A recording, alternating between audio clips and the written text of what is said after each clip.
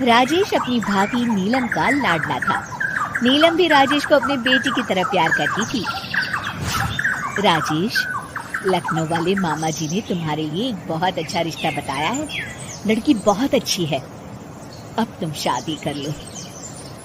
अरे नहीं भाभी, शादी तो बर्बादी है। भला तुम्हारे हाथों के खाने में जो स्वाद है वो किसी और के हाथों में कहाँ। मुझे अभी शादी नहीं करनी भाभी। राजेश की ना नुकुर करने के बावजूद घर वाले उसकी शादी करवा देते हैं, लेकिन फिर भी राजेश अपनी भाभी का पल्लू नहीं छोड़ता। वो अपनी पत्नी को बिल्कुल तवज्जो नहीं देता था। उसके लिए उसकी पत्नी सुधा का होना ना होना बराबर था। अरे राजेश, तुम अकेले बाहर जा रहे हो, सुधा को भी लेते जाओ।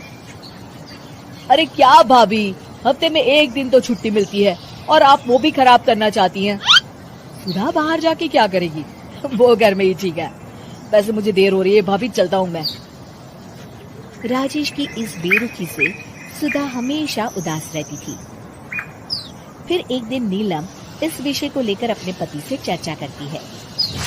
सुनिए जी, राजेश को कब अकल आएगी? वो तो सुधा की बिल्कुल कदर ही नहीं करता। अब आप ही बताइए, ऐसे कैसे चलेगा? तुम ठीक कहती हो, राजेश को सही रास्ते पर लाना ही पड़ेगा। चलो मैं तुम्हें एक उपाय बताता हूँ। फिर 2 दिन के बाद नीलम बाजार से खरीदारी करके घर लौटती है। ये लीजिए माँ जी, मैं आपके लिए नई साड़ी लेकर आई हूँ। बबलू, ये तुम्हारे लिए। नीलम सबके लिए कुछ न कुछ लेकर आती है। भाभी, आप मेरे लिए कुछ नहीं लेकर आई क्या? अरे राजेश, तुम क्या समझते हो, मैंने कोई बैंक खोल रखा है या फिर घर के आंगन में पैसों का पेड़ लगा रखा है? तुम हर बात के लिए मुझसे उम्मीद क्यों रखते हो? अब बड़े हो गए हो, अच्छा कमाते हो। क्या भाभी, मैं तो बस। अरे बस भी करो, तुम्हारी ये बच्चे जैसी नासमझ बातें सुनने के लिए मेरे पास बिल्कुल वक्त नहीं है। नीलम राजेश को झिड़ककर वहाँ से चली जाती है। राजेश अचानक अपनी भाभी का ये रूप देख असमंजस में पड़ जाता है। फिर एक दिन नीलम रसोई घर में खाना बना रही होती है कि तभी राजेश वहाँ आता है। भाभी, आज मैंने अपने बॉस से वादा किया है कि उनके लिए आपके हाथों का बना गाजर का हलवा लेकर आऊंगा। आपके हाथ से बने गाजर के हलवे में तो जादू है, जादू। मेरे बॉस तारीफ करते नहीं थकते। प्लीज अब जल्दी से बना दीजिए ना भाभी।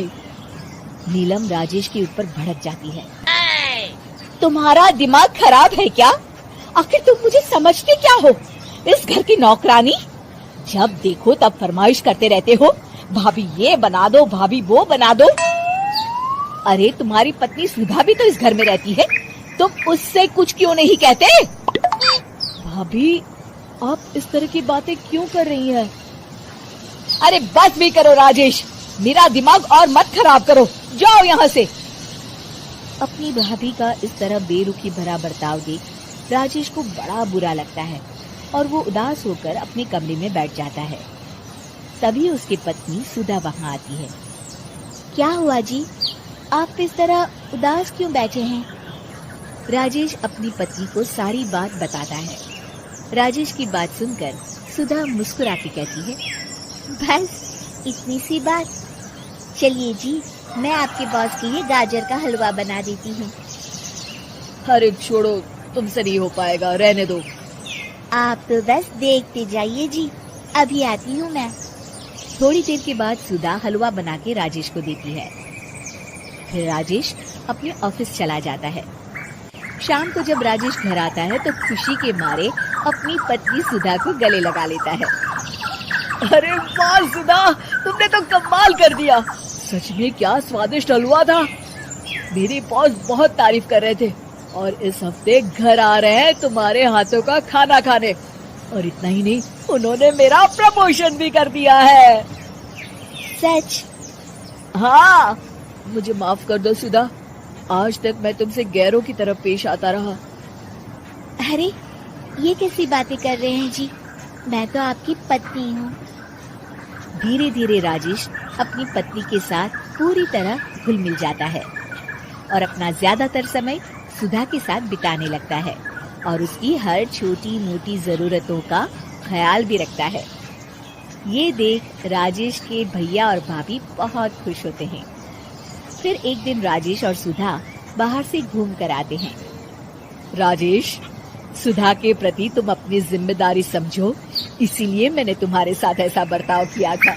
अगर तुम्हें मेरी किसी बात का बुरा लगा हो तो मुझे माफ कर देना। अरे अरे भाभी, ये क्या कह रही हैं? मैं जानता हूँ आप तो मेरे लिए हमेशा अच्छा ही सोचोगी। आखिर आप वर्ल्ड की बेस्ट भाभी जो है।